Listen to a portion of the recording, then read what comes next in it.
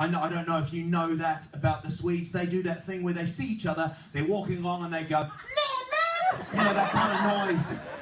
Al Pitcher. Yes, me. Yeah. Welcome to Norway. Yes, it's cool. I'm here. Kind of flew in, 45-minute flight, that kind of, and then down. We're here. How is it to be married and have kids and travel around the world like you do? I don't travel. Actually, you've caught me in a really long week. Like I've been away like 4 nights, and then the kids kind of see me, and they're like, when they see me, they're like, "Oh, it's you," you know, like, "Who's that guy again?" You know, and it's me. So that part of it can be a bit weird, but it is tough. It's tough saying goodbye. And then like Halloween was this weekend, and I thought, So there we go. That's going to help, isn't it? That's my son in my head, just going, Papa, Papa, Papa, Papa. You know, there are times when I'm at home, and I think they get annoyed with me. So it's good that I'm sort of in and out. So is it the first time you're in Norway now? No, I did my picture show here once. Where I went around, took photos, and then I showed the photos on the screen, and that was, that was really good fun. But I mean, it's a good selling point. But this show is especially for Swedes in Oslo, in Norway, so it's very Swedish. And people we've got really egotistical now, haven't we? We take the photo and we want to see the screen of ourselves. Have you done this? You take the photo of that person there, and then that person poses for the photo, and then they come to the camera to look at themselves. Have you seen this? You go, and they come running up. I don't know why they run like this, they just do. Let's have a look at me, let's have a look at me. And they grab it and they go, oh no! No, delete it! Delete it! I look stupid!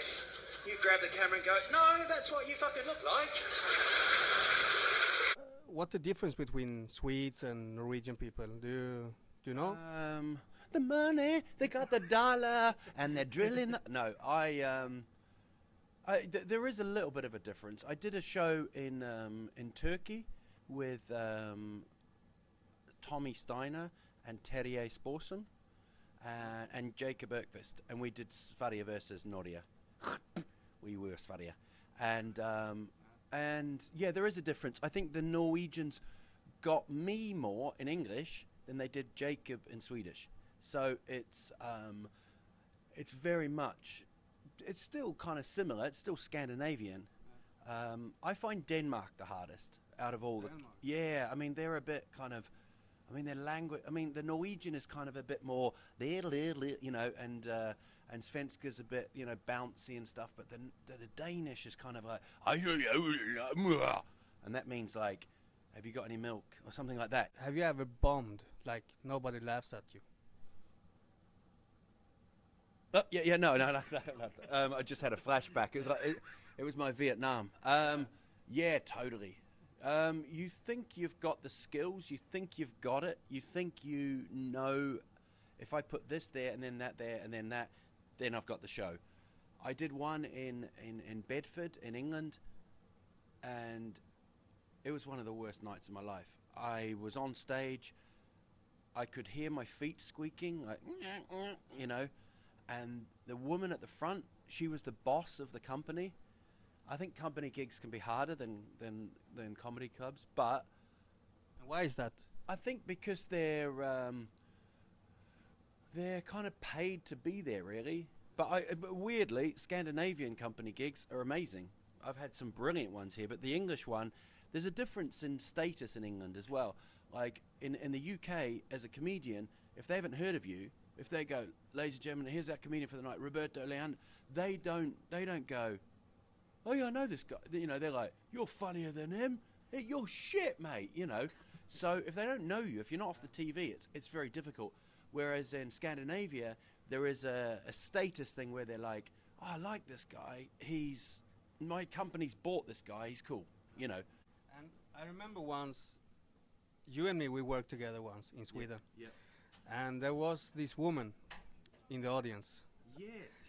Where was that? It was in the middle of Sweden somewhere. Yeah. I was up. I think you were the headliner. I was up before you, and this woman, she started to heckle every comedian. I don't know if you remember that. Yeah, I do. It was in like a hotel. Yeah, exactly. But she wasn't helping the show. No, You know, like she wasn't heckling and it was funny. It was just pure. annoying. Yeah. And how do you, when somebody like that heckles you, what do you do when that's happened? I try to break it down what they say.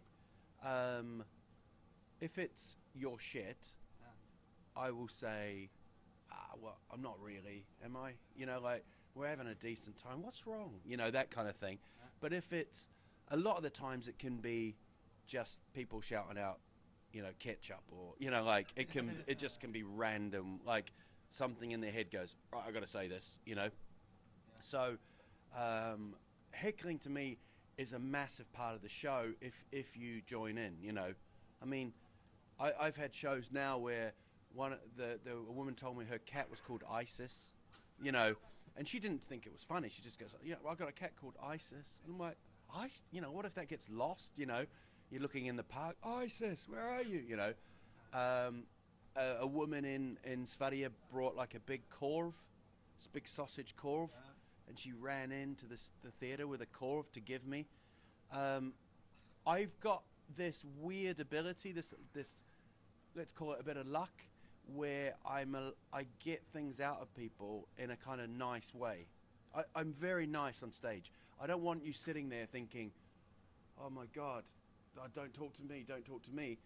Whereas I think that woman at that gig that we did wasn't even listening to that. She was just, I'm going to say, someone's stapling their penis to a table.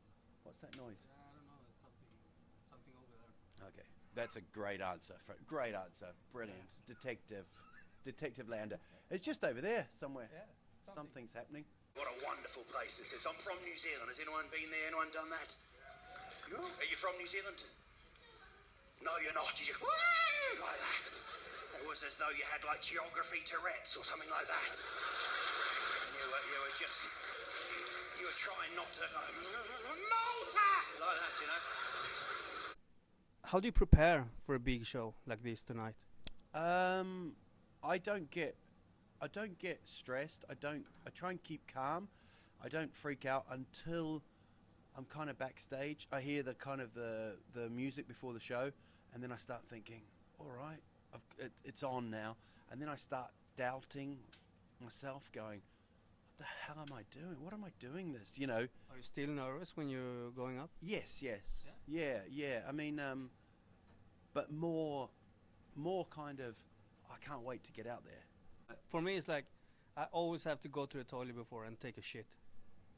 I don't know. It's every time. Every time. Yeah, I mean, it's you know, it's like that Seinfeld thing about the three things that people fear are, it was dying was number 3, flying was number 2, and public speaking was number 1. You know. Yeah. So of course there's that fear. It can be, you know. I mean, I wouldn't be able to eat before a gig. No way. No. But I can literally have a hamburger now. I'm not, you know. I don't know who I think I am. I just throw it away, and then I can walk on. You know. Do you see yourself as a diva?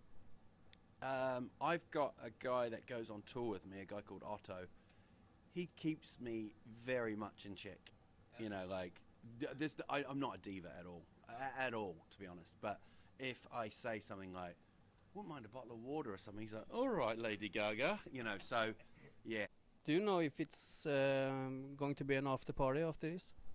I'm not an after party dude. I'm kind of the Coldplay of comedy. I don't go out partying. I've been to a few nightclubs recently, and I just sit in the corner, and people go, "Who's the weirdo? Who's the guy bringing everyone down, sitting in the corner?" Sometimes I get so tired at a nightclub, I try and order a coffee, and that doesn't go down well, you know. So you just do your job and then you go home? Yeah, but then that becomes another problem, is because my gigs they kind of start at like 7 or 7:30. They're over by 9:30. You're in the hotel at 10 o'clock. You're just like, what am I to do? So I think watching videos, not those kind of videos, but you know, that kind of that come down's quite hard. You know, it can be a bit, because the adrenaline's so high. A good thing is like social media, because you can go on Facebook and just chat to people and then sort of come down a bit. But no, not many after parties with me, man. Because I remember when we worked together, and me and Hasse, we went out, but you just disappeared. But it was freezing, remember? Yeah, but we were in Sweden. So yeah, but it was freezing, but you went out, and I remember you going, oh, it was terrible. It was freezing, and the pizzeria wasn't shut, and there was a guy in a tree. You remember? Do you remember there was a guy in a tree? I had a blast because I was with Hasse, and Hasse just fixed drinks, and you know, there was this long queue. Everybody, oh, it's Hasse, don't stand over there, come over here. And I'm like, I'm with him. Yeah, well, you know, but I'm not that dude, man. Okay, so how old were you? I won't break a queue. No? Hey, who do you think that's diva style. What was Hasse going? Kiss my ring, kiss it, for I am here, I am King Bronton. He's ex-police as well, so so if he gets kind of pushed out from somewhere, they're gonna shut it down. We're gonna shut it down. Oh, do you remember how old you were when you did your first intercourse? On stage, or no? I was 15, 16 months. No, no, it was like 15 or 16. Month? No. Yes, 15 or 16. It was. I pretended to the girl that I had already done it. Not that then, you know, in previous days or months. I said, oh yeah, I know what to do here, and I didn't have a clue. It was literally like riding a bike without a seat, you know, painful. Wait, riding a bike without a seat, the same thing. Yeah, I mean, it was for her. Okay. Yeah, I thought you mean like this was still there. Yeah, it was painful for everyone. It was awkward. And I'd advise no one to do it in that way. And I stayed on. I didn't fall off. No, I've never been the you know, the dude. Yeah. Oh, the phone. Hold on. Yeah. Otto. Yeah. That's just 1 minute. Live on your blog. Hello, mate. We're down in 5 minutes. Okay. Yep.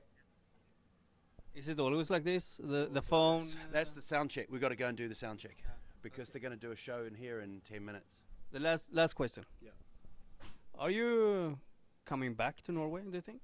Yeah, I will. I'll come back and do some club gigs. I'd like to do Bergen and Stavanger. Ålesund. I met some people from Ålesund. I'd like to do some shows around Norge for sure. And if you're coming back to Norway, do you bring me along? Why not? So if I ask you like, Al, can I do 5 minutes before you? I will try my best. I will ask the venue, but I don't get the say, man. It's like asking somebody if they do something. Just say no, it's easier. No, you can't. Fuck off. Leave me alone. No, it's like asking Mick Jagger if we can play before. I'm not Mick Jagger. What a diva. I don't know. Yeah, of course you can. More the merrier. More the bloody merrier. Al Pitcher, Mick Jagger. Follow lolblogg.no. I am natural about this. Do it now. Thank you. Awesome. So. Okay. I need that. He'll never do a show with me.